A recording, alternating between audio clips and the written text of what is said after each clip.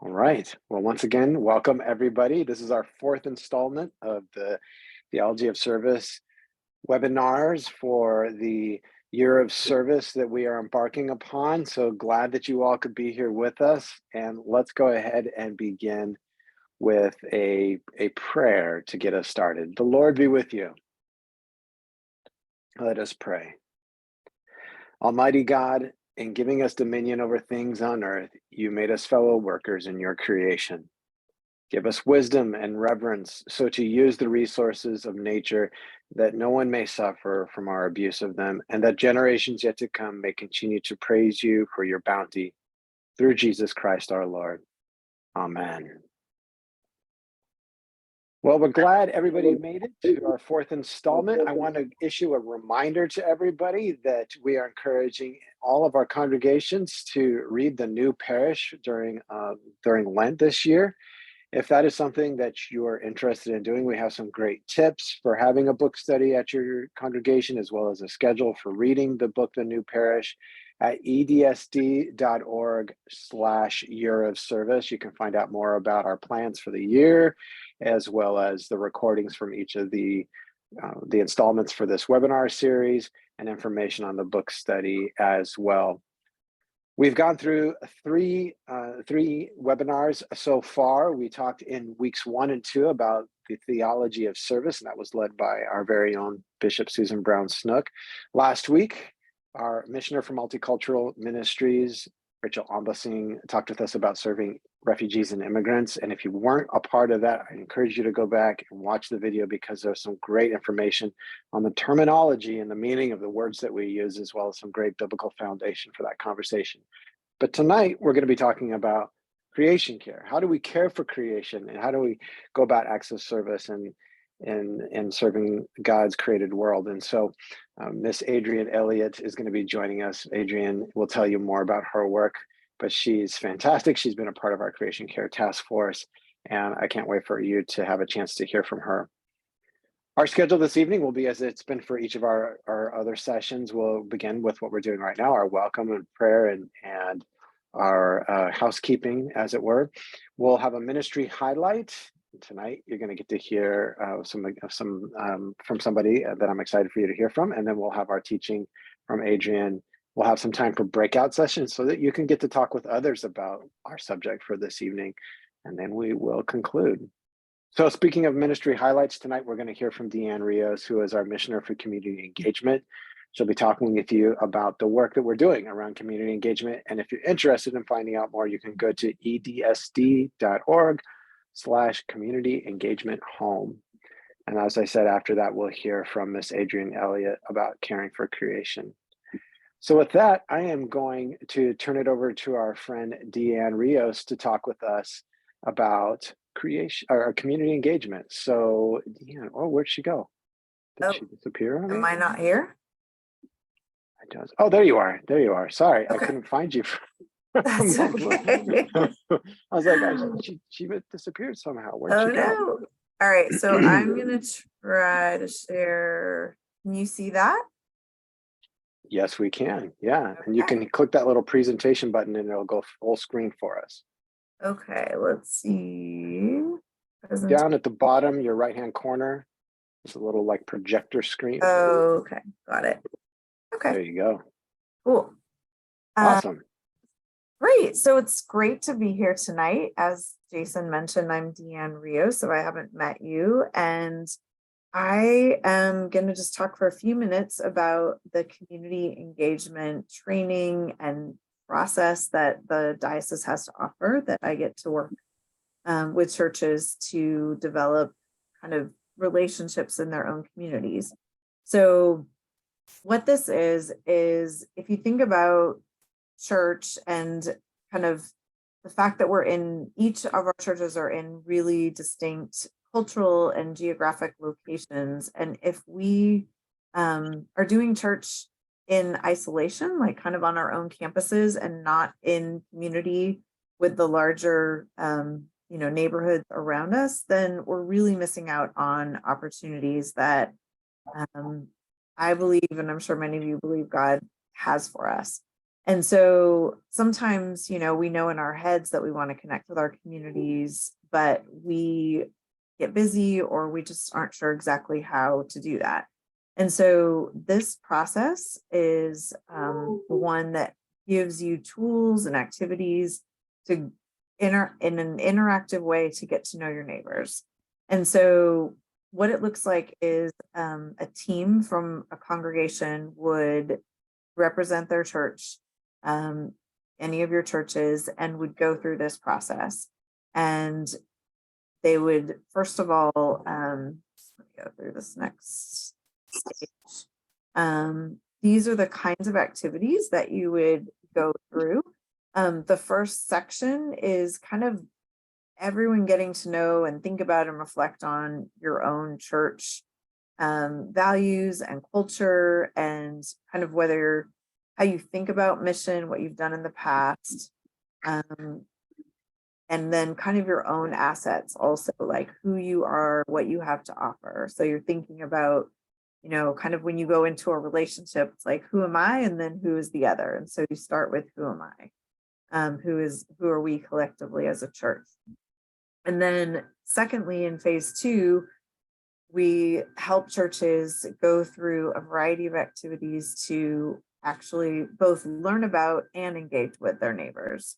So there's mapping of your neighborhood through Mission Insight, an online tool. There's also a community asset map where you can think about who are the businesses, who are the nonprofits, who are the community groups, schools, all of the different groups and organizations and entities in your community. And then there's kind of low contact options to interact in your community, things like walking around, like doing a survey just by looking around and spending time, observing. You can do prayer walks, and then a relational inventory would be where you're listing who you already know and have relationships with. And then the more interactive and kind of important relationship building tools and activities would be to meet with people and just get to know them, learn about who they are, what they care about, as well as share who you are and what you care about as a church community. And then also invite people onto your campus and dream together about how your campus could be used, what's already going on, but what could be going on in on your campus that would benefit the community. So this process, the kind of overarching reason for it is so that we can love our neighbors in a more authentic way. If we're assuming that we know what our neighbors need, but we don't know them well, we're probably not going to assume correctly who they are, what they care about, what they need, how we might best partner with them to be a benefit and an asset in our communities.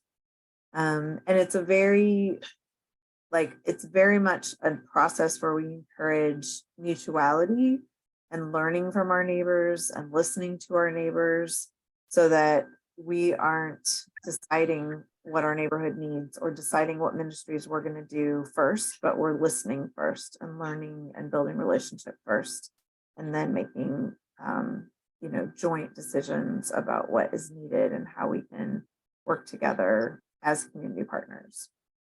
So that's kind of the overview.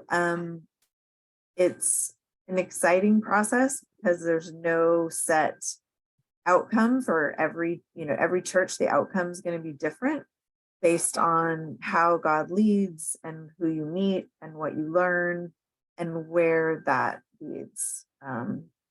And so it's something that we're hoping as many churches as possible will take advantage of. You really only need a handful of people from your church to engage in the process, and then they can bring it back to the church community.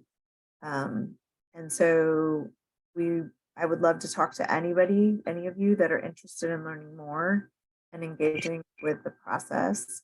It's also something, it could be really broad, where you kind of just are open-ended, interested in knowing generally what your neighborhood cares about or your neighbors care about, or it could be really specific. It could be related to creation care or related to a specific, aspect of your community life. So we can tailor it a bit to your community if that makes sense.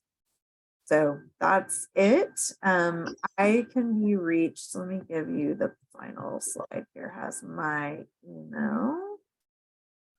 Right.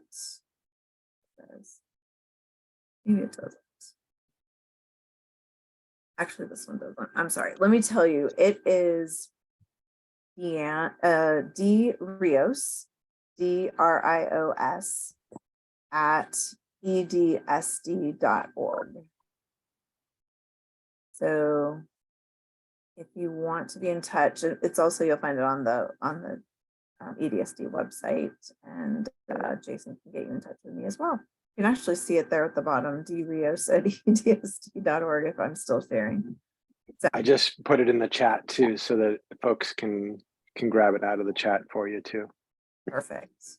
All right. Thank you for the opportunity to share a bit about this exciting training. I hope that some of your churches will take advantage of it, and I hope to work with some of you in the future. Thank you, Deanne. I hope all of you have appreciated getting these highlights from different ministries that are going on in the diocese. I think it's pretty cool to just come to an awareness of there is so much more that's going on in the diocese to serve our neighbors, to engage with the other in our diocese than sometimes we may even imagine. We're just at our local congregation week to week. So thank you for being a part of these conversations. Deanne, thank you for sharing about the community engagement process. Please go visit the website, folks, and learn more about that. And as I said, the email address to reach out to Deanne is in the chat. So if you want to reach out to Deanne, please go ahead and copy and paste that into an email and say, tell me more about the community engagement process.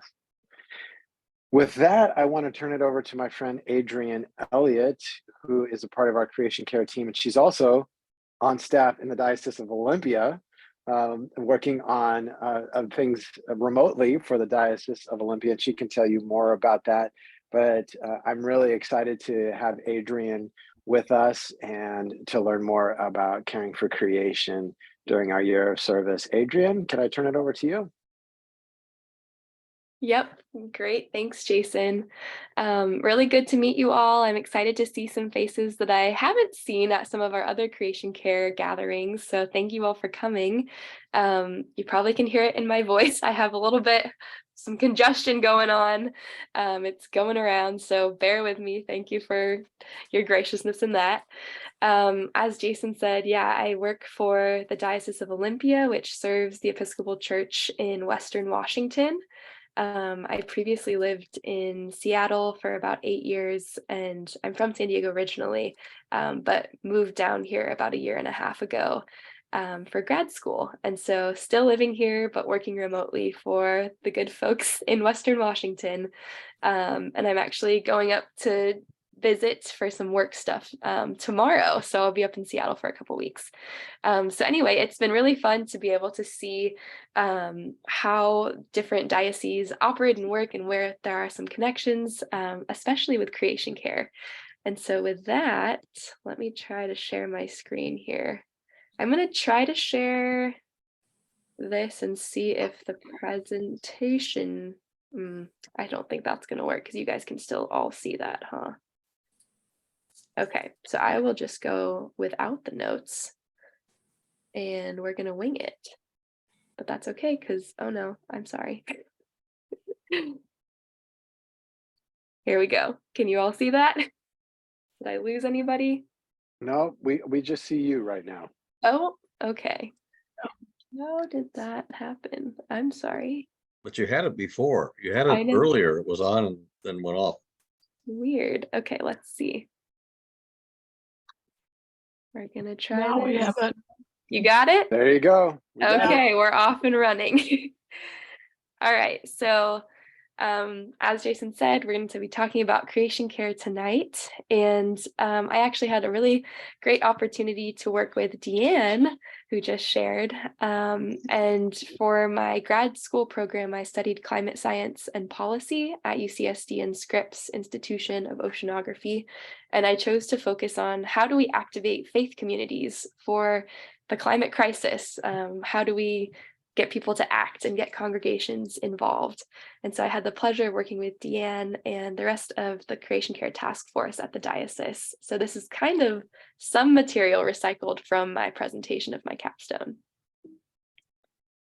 And let's see. Okay, so a brief outline for today. We're going to get into some of the theological grounding. We're going to talk a little bit about what creation care looks like at the diocese. We'll give you some info on what it might look like in your parish. And then we'll also get into how you might practice creation care at home and in your community.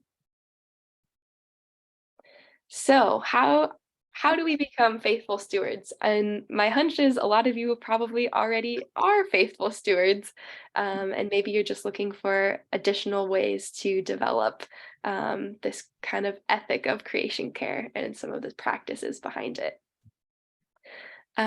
So for anybody who's unfamiliar, we're just going to start with some definitions. Creation care, it's basically one of Christianity's main terms for environmental stewardship. And it's based on the Genesis account of creation. So if we think about in Genesis 1, the whole creation story, and actually there's two creation stories, right? There's a little bit of a difference in how it's told in the two opening acts, really. And so God creates, God blesses and says that creation is good. And later on in the story, after humanity is involved now, we see that our first vocation is really to tend and to keep the garden, to tend and keep creation. And so I think that that's something, again, might be pretty simple and, probably not very earth-shattering for you all, that, yeah, we should probably care for creation. I think that we'll get into this next slide and see, but I think the church has kind of twisted that relationship in some ways because of some of our more harmful pasts and the ways that our theology has said, oh, no, creation is bad. Your matter is bad. We need to focus on the spiritual things, the things of above. Don't worry about the earthly things. And I think that can get twisted, and we get away from a place of belovedness and the sacredness of nature, the sacredness of matter, of ourselves, and that can have really harmful impacts. So we'll get into that a little bit on this next slide, but from a very basic point of perspective on the Genesis account, creation is good, matter is good. God loves and blesses and says that it's good.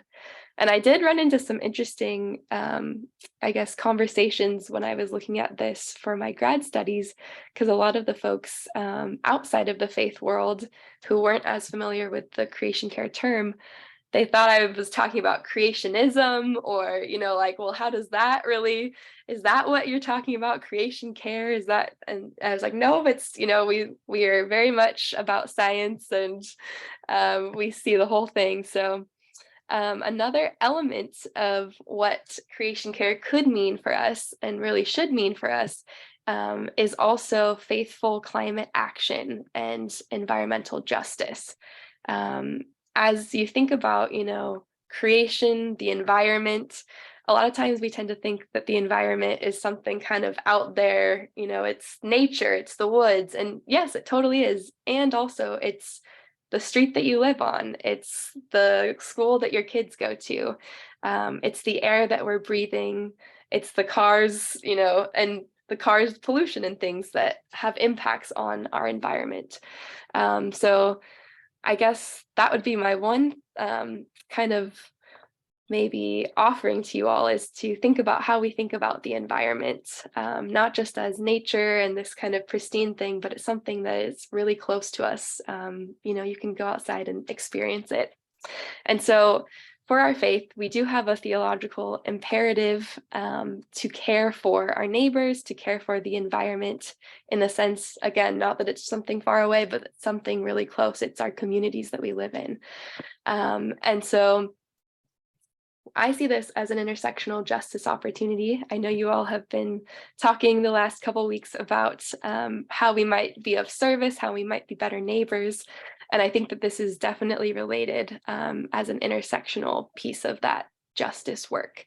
And so even in our baptismal covenant, there have been some dioceses who have adopted a little bit slightly different language in the part about, are you going to strive for justice and treat everyone with dignity?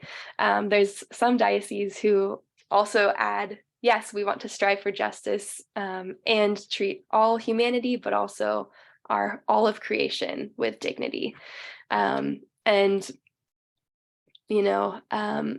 Part of the incarnation, and one thing that I love about being an Episcopalian is that when God comes down in the form of Jesus as a human, as a baby, God shows that matter does really matter. And so again, in all of the intersections of how we care for one another, how we care for our communities, this is a part of, I believe, what our call as Christians, what our call as Episcopalians is. And so really quick, this picture is the United Church of Christ Reverend Ben Chavis. This is a 1983 protest. And basically in North Carolina, it's a predominantly Black, predominantly low income neighborhood. And in the 80s, there was a PCB landfill that was going to be put in this neighborhood. And it's a hazardous material. It's got all kinds of health related issues. And so the United Church of Christ was really faithful and powerful in their protest against the siting of this facility in this neighborhood. Unfortunately, they were not successful. A lot of folks got arrested. It was a long, kind of prolonged battle. And unfortunately, the landfill was still sited there. However, the United Church of Christ ended up producing a report in 1987 called the Hazardous Waste and Race in America. And it was renewed 20 years later in 2007. And that was really the first report that had been done on looking at the connections between race and waste, hazardous waste sites in our country. And surprisingly, it was a church, it was a denomination that did that. And it kind of laid some of the groundwork for the environmental justice movement that we see other communities of color, other folks, low income folks, all kinds of people getting involved in. And so for our country, at least, this was a huge kind of watershed moment. And so I think that as a Christian tradition, we have a lot of opportunities to continue to be involved. Also, I think, the whole climate crisis and thinking about, well, why are there more folks of color that are exposed disproportionately to pollution, hazardous waste, things like that?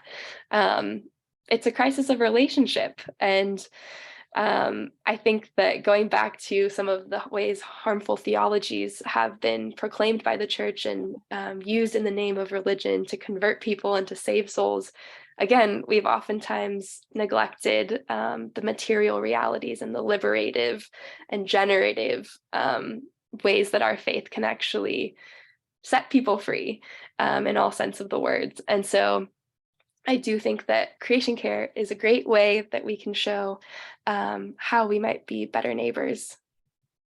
And so with that, we'll get into what this might look like at the diocese and a little intro to our creation care community. And this is a picture of St. Margaret's in the desert and the beautiful stained glass. So obviously you all are probably pretty aware of what the diocese has going on. I will say that the Episcopal Church has some great creation care resources. So they have a whole office that's also within their racial justice and creation care office. So again, all of this work is very intersectional and related.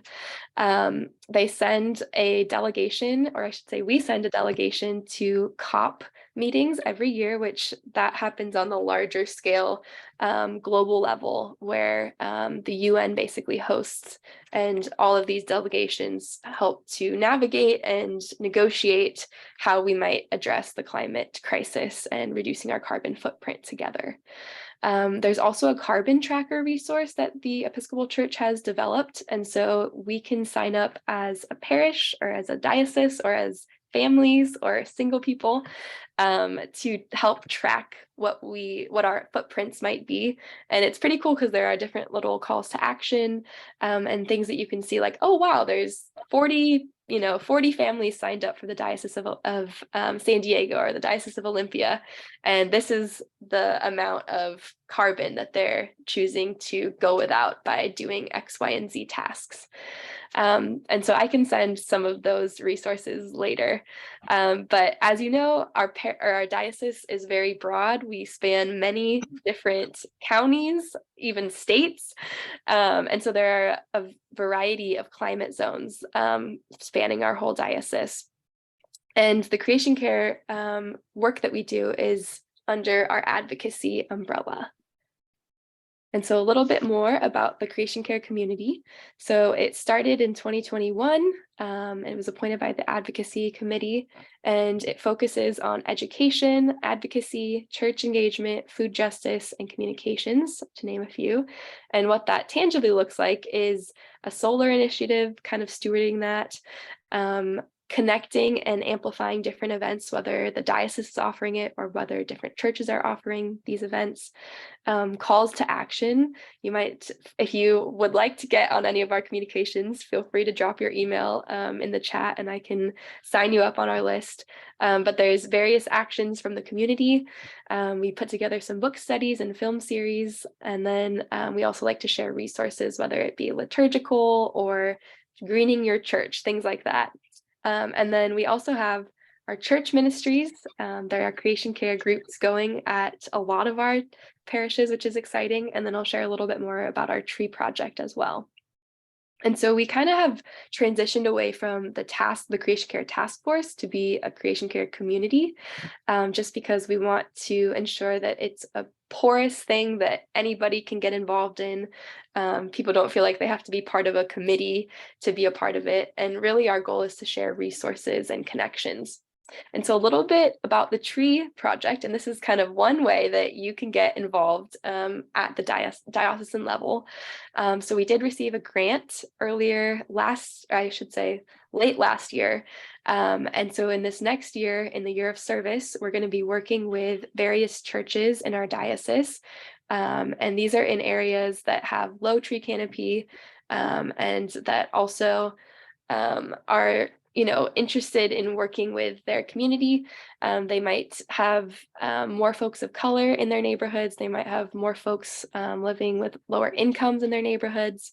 And so this is really an effort to create more climate equity and environmental justice by getting more green spaces, either trees on their parish or trees at their houses or trees with community partners in the area. And so our first tree planting is going to be happening on February the 24th to Friday. It is 9 a.m. to 12 p.m. So some folks might be working, but we're going to be planting 13 trees at St. Philip's. And so we're really excited. They're super excited to get trees on their property. And we have some partners, including Tree San Diego and about 7 other community partners, including some other interfaith partners who are working with us on this project as well. And so you will hear more about this exciting initiative in the next year, but mark your calendars and come out and plant if you would like. Some other things that our diocese community creation care community offers are Earth Month and Season of Creation programming. So this is an example from last year, Earth Month. We shared that climate action kit, and then we also put together a calendar of events and like an interfaith service and vigil, as well as some other things happening in the community and at various churches in the diocese. So be on the lookout for that. Coming in April is when Earth Month is.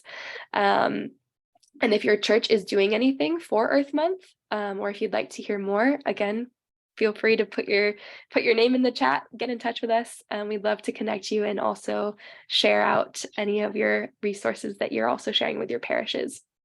And then Season of Creation happens from September to October 4th, which is St. Francis's feast day. And this is a global global ecumenical movement.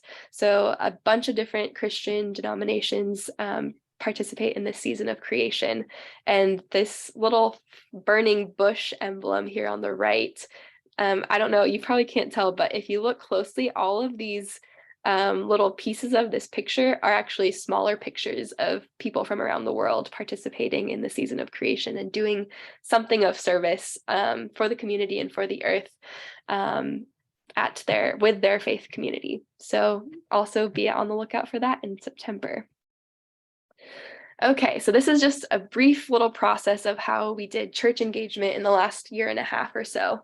So there was a 2021 survey that was sent out on justice ministries, and 24 churches in the diocese said, hey, we're interested in creation care. So we hosted some webinars in 2022. 20 different people attended from 12 different churches. And we ended up sending a guide about how to get started and basically creating or launching or deepening creation care ministries at your parish. And so currently we have about 16-ish churches who are active in creation care, which we did the math, and that's about 40% of our diocese that we know of. There might be other folks who are out there doing stuff, gardening, composting, voting, all kinds of things, doing initiatives that we're unaware of, but we know of 16 churches who are active. And there's more to come. We did host these roundtables in 2023, and we're going to continue to offer them quarterly. So again, if you are interested, please go to the website. You can sign up to get more info on the diocesan website. And this is just an opportunity to, again, share resources, create more of a community, highlight events that are happening at various churches. And we're hoping to create a Facebook group. So stay tuned, because that will, again, just facilitate more resource sharing and cheering each other on and sharing, oh, hey, the Methodist Church is doing this. Maybe we might consider joining them, etc. So again, in summary, some diocesan opportunities for creation care, the roundtables, Facebook group eventually, be on the lookout for our resources and events, and then getting involved in the tree project, especially the planting on the 24th. So looking at creation care at your parish, I think if we're all on mute, so this is just a little fun pictures that I put together from various churches. So on this top corner right here, we have St. John's Chula Vista, and they worked with their Head Start program to educate and plant with the kids in the program. So they grew little starts, I think from seed, honestly, and then they watched them grow through the whole process all the way to harvest. And so they were able to send some yummy, healthy veggies that the kids grew home with them to their families. So that was kind of cool. So that's one thing. This one on the lower left corner, that's also St. Margaret's compost, and I believe Matt is with us. And so he is a big proponent and one of the main facilitators of keeping that compost engine just turning out beautiful compost. He was telling us at our roundtable that people are actually buying compost from them, from the community. They're coming to buy the amazing compost that St. Margaret's is producing. So some churches are involved in compost and gardening. Others are involved, like St. Paul's Cathedral is really involved in the Interfaith Coalition for Earth Justice. So this photo right here is at a protest, and this was an interfaith protest and vigil, I believe, outside of Sempra Energy. And so there are a lot of opportunities to engage and advocate for policy change at the local and also at the more state and global levels. And then this is just, this is a diocese, but I thought it was really cool. The Diocese of California plans to turn 9-acre lot into affordable housing and organic farm. So again, thinking about ways that our churches and maybe also the broader diocese can work on these intersectional justice issues and solutions. And then this is Interfaith Power and Light, and they are a national organization that organizes people of faith and also produces a lot of great resources for churches on how to become more energy efficient and green. And they actually have a webinar happening on February 21st about federal grant funding for how to make your church more energy efficient and green. So that might be something of interest for your church. And again, if you're interested, get in touch with us. We can send you those details. One thing that I'm really passionate about is community resilience opportunities for our churches. So as our climate continues to change and as things heat up and sea level rises, heat waves only become more apparent, atmospheric rivers, all the flooding, everything. As that continues to happen, our communities have to prepare for how to deal with that. And so churches are a really great partner in this work because we often know who is most vulnerable in our community. We have these deep place-based relationships with a variety of community stakeholders. So as your community works or your municipality works to develop adaptation plans and climate resilience, community resilience plans, churches have a really huge part to play. And then, like I said earlier too, your church might be interested in getting involved civically. So I know Good Sam, we were involved with San Diego Organizing Project, and one of the biggest issues was creation care. And so when the city council seat was up in this last election, there were 2 candidates, and we got to host forums with both of them, and we were sure to include climate and creation care questions for both candidates. And so there's a bunch of ways that your church can get involved with the community and at the civic level. And then I'm not going to go into all of this, especially because I know some of you already saw this who were at the roundtable, but kind of going along with those adaptation plans and community resilience. This was something that we offered at our last roundtable, which was helping to educate our churches on how we can stand in the gap, especially when extreme heat events happen. Because again, climate injustices, for a variety of reasons, they impact climate impacts come and happen to our most vulnerable communities first and usually worst. And so as people of faith, it is, I believe, again, in our vocational calling to stand in the gap and to figure out how to best support. And so because heat is getting worse, obviously there's a lot of risks. Again, I'm not going to go super into this for time, but San Diego, obviously we're going to just see more and more heat waves, and there are actually more vulnerabilities they've found for folks at the coast because people are not as acclimated to heat waves on the coast. They're not as used to having those high temperatures, and there might be less AC in homes and in buildings and so forth on the coast. And so anyway, we have many different climate zones and many different vulnerabilities and risks, but how might churches help? So there are different ways. Again, these are some examples of those climate resilience, heat resilience plans that the cities have developed, the county has developed. But churches can help by spreading awareness. So again, thinking about who do you know, like as Deanne was saying earlier, who do you already know in your community? What social service organizations are you connected to? Who in your congregation, but also in your wider community might be at risk? We can send messaging in our bulletins and our newsletters on Facebook and social media and say, hey, there's an extreme heat wave coming. Check on your friends, be a buddy, as it says there. Also, here are some resources on where you might go to escape some of the heat.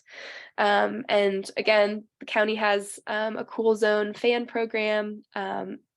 We also, as a church and as part of the community, we could establish like an AC donation or loan program. Other ideas, either providing carpool or rides to cool zones for, again, folks who might be vulnerable to the heat. Also, you could open your church as a cool zone. I think that some churches may already be doing this and some are already are in the process of looking into this. But on the city and county level, there's a whole map that you can see, here's the cool zones. Usually they're in churches or libraries and other community spaces. But that's great because there are co-benefits. People are safe from the heat. but also you're building community, you're getting to know your neighbors, you're saying, hey, our church cares about you. And, you could do fun things. You could show a movie, you could have snacks and water, etc. And then again, the tree planting and providing more shade to prevent what's known as the urban heat island effect, which is when urban areas, cities get really hot because of all the concrete and roads and asphalt. It's not very reflective and it kind of retains that heat. So those are just a few ideas. And again, Deanne pretty much went over all of this. I basically copied this from the resources that were offered on the website, but look around, think about who you already know in your community, research who you want to meet, listen for what is needed, talk with your community partners and think about, okay, what are we hearing that's a need? Is community gardening a need? Should we set up a community garden so that folks, maybe there's a big immigrant population in your community and those folks would like to be gardening and growing foods that are more familiar to them culturally, and maybe that's something that you can think about. Or maybe there's a need again for cooling centers in your area. Maybe there are no other cooling centers, so listening to what's needed, and then again creating community projects that are achievable and rooted in the community. So those are, oh yes, Deanne, can I just add to it everything that you're saying right now? So related to both everything that Adrienne's saying and the community engagement blurb I gave at the beginning, the month of April, we are asking and inviting and encouraging churches to find a community partner, a project that you want to do because it's Earth Month. And that's one tangible, it may or may not be that it turns into something ongoing. But it's an opportunity during Earth Month when people are thinking about this even more than usual, to think about collectively, who might be in your community that you already know and want to get to know better, or you don't know yet. Might be partnering with an organization, might be, jointly starting something or planning something. But all the steps that are here on the screen are great starts. And we're going to have some more guidance for this to help you think about an activity. And it could be, one day, it could be just something during April that we then want to hear back, how it went, take pictures and celebrate across the diocese, building community partnerships around creation care during the month of April and doing a specific service project related to our year of service. So I just want to put that in people's minds to start thinking about, and then we'll be sharing more about it and inviting churches to do that. So yeah, thank you. And I guess I'll just give a little shout out to St. Dunstan's near SDSU. They've been partnering with Patrick Henry High School, which is really close to them. They have an environmental group at the high school, and so they do a bunch of really cool joint events. They've done pickup, litter and trash pickups. They've done native gardens. They also have they've hosted some educational things and opened it up to the wider community. They said they had over 400 hits, either viewing it or people attending on Zoom, of them talking with the Audubon Society and doing estuary cleanups and so forth. So yeah, there are so many opportunities. If you need ideas, again, feel free to get in touch with us for what you can do with your church. And then last, this is going to be pretty quick because it's going to kind of lead us into our discussion, but how might you be able to practice creation care at home? And I put, this goes beyond recycling. It's very good. You all should recycle, do everything you need to do in your daily life to, reduce waste, reduce your carbon footprint. And we don't do it alone. We have to do it in community, because facing the climate crisis and practicing creation care that is equitable and just is going to take all of us at every level of society working towards this. And so I don't know if you're familiar with Frederick Buechner, but he has a really great quote on vocation. And he says that vocation is the place where your greatest desire and gifts meets the world's greatest needs. And so I found this really cool climate Venn diagram. And this is from Dr. Ayanna Elizabeth Johnson, who is leading the way in urban ocean policy. And she put a really great TED Talk together. So I can also send the link on the TED Talk, but it kind of mirrors Frederick Buechner's definition of vocation. So she adds, though, the what are you good at? So what are your skills, your resources, your networks? Who do you know? What do you bring to the table? What brings you joy? What are you interested in? Are you really passionate about the bee population and bringing back our pollinator species? Are you really passionate about waste and composting and making sure that everybody knows when the green bins come how to compost? But then also what needs doing? Obviously, we know there are a lot of things that need doing in our community and at the national and the global level. But the sweet spot and where you might have the most success, you might be filled up the most, you might be energized the most, is where the three of these things intersect. So that little space in the middle is kind of that sweet spot. And that's where your climate action or your creation care practice might be most powerful, most generative, creative, collaborative. And so I thought that with the last 15 minutes that we have, obviously, we can discuss more, but I thought it might be cool to think about personally or for your parish, because I think that this is really easily transferable if you think about this in terms of your parish. What does your parish have? Who does your parish know? What gifts are in your parish? What is your parish excited about? Are people really interested in gardening? Are people really interested in political advocacy, in cooling zones? And then again, what needs doing? Is there a need for a cool zone in your community? So I thought we would spend the last 15 minutes doing a little brainstorm and then maybe sharing with each other about what might be in our climate Venn diagrams. And so again, you can do this either for yourself, or you can do this in terms of your parish. Maybe you have more ideas for one or the other. But I'd say maybe we do like a 5-minute furious scribble. We all kind of take our time to do our own brainstorm and then maybe discuss for 10 minutes. Does that work?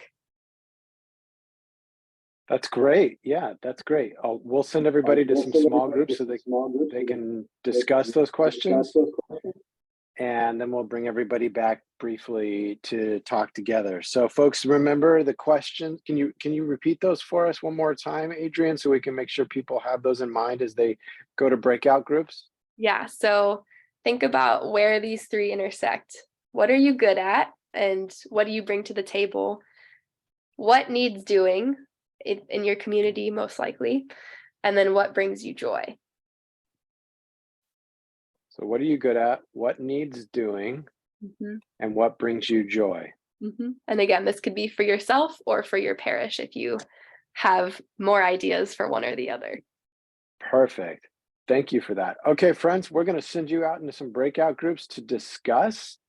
And we look forward to hearing what you have to share once you come back. So just give me one moment and we'll send you to some breakout groups.